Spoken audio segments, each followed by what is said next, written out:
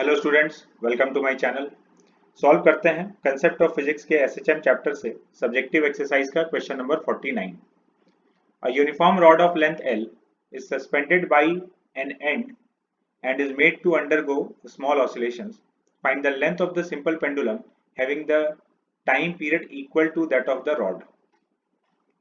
तो सिचुएशन ये है कि एक रॉड है, L लेंथ का रॉड, इसको एक एंड से हिंज किया गया है और इसके स्मॉल ऑसिलेशन का हम लोग को टाइम पीरियड निकालना है। बेसिकली इसको एक सिंपल पेंडुलम से कंपेयर करना है जिसका कि टाइम पीरियड इसी के बराबर हो और उस सिंपल पेंडुलम का लेंथ हम लोग को कैलकुलेट करना है। तो पहले इसका टाइम पीरियड कैलकुलेट कर लेते हैं।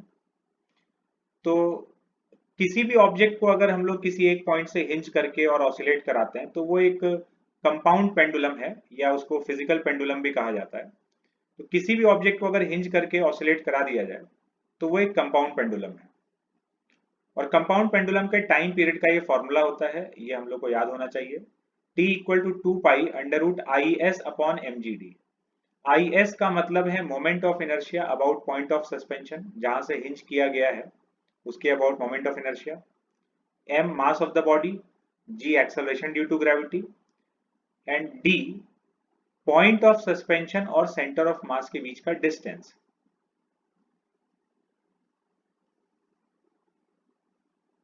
So Is is moment of inertia about the axis passing through point of suspension and D distance of point of suspension from the center of mass. तो इसके अबाउट मोमेंट ऑफ इनर्शिया तो हो जाएगा rod का ml²/3 standard formula है और D का value centre of मास से इस पॉइंट का डिस्टेंस है L/2। तो moment of inertia ml²/3, D का वैल्यू L/2, वैल्यूज उसमें सब्स्टिट्यूट कर देते हैं।